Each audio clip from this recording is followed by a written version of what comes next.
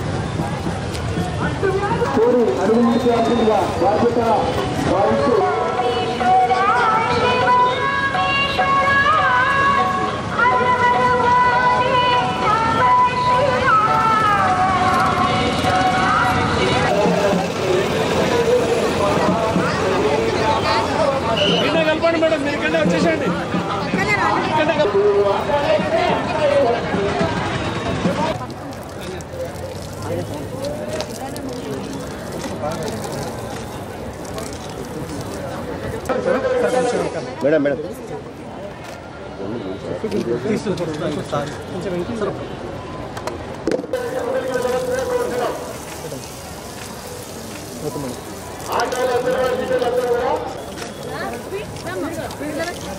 ఒక 10 members at వెళ్ళండమ్మా.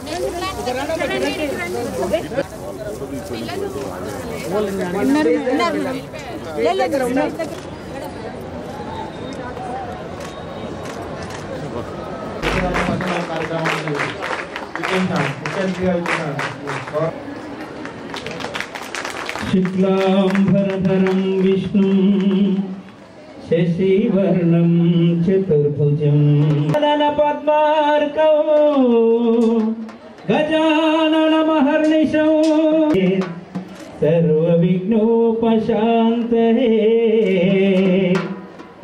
ఏకదంతముపాస్మహే.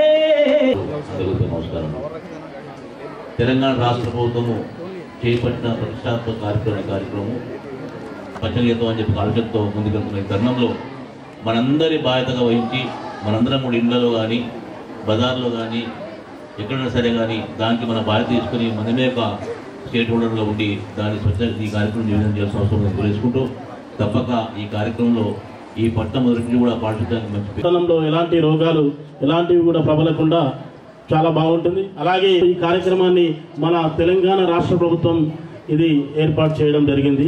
ముఖ్యంగా మనం కరోనా టైంలో మనం అందరం చూసినాం. కరోనా టైంలో ఆక్సిజన్ అందక ఎంతోమంది ప్రాణాలు వదిలారు. ఆ రోజు చెట్టు విలువ, ఆక్సిజన్ విలువ, పచ్చని కాలుష్యం, పర్యావరణం గురించి ఆ రోజు గుర్తు చేసుకొని మళ్ళీ తెల్లారి మర్చిపోయి యథావిధిగా మన కార్యక్రమాలు మనం చేపట్టినాం. అంటే ఒక చెట్టు ఎంత ఆక్సిజన్ విడుదల చేస్తుంది, ఆ ఆక్సిజన్ అంటే ఎంత వాల్యూ అనేది ఆ కరోనా టైంలో, ఆ కరోనా మహమ్మారి పీడించిన టైంలో అందరికీ గుర్తొచ్చింది. అప్పుడు ఈరోజు మనం స్వచ్ఛదనం పచ్చదనం కార్యక్రమం కోసం ఇక్కడ హాజరున్నాము.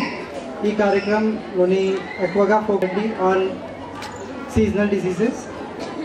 So thank you for the feedback. One of the students here has given a feedback that there is an issue with respect to cleanliness, but cleanliness and sanitation are something which are inherent. They are part of our moral duty as well, part of our civic duty.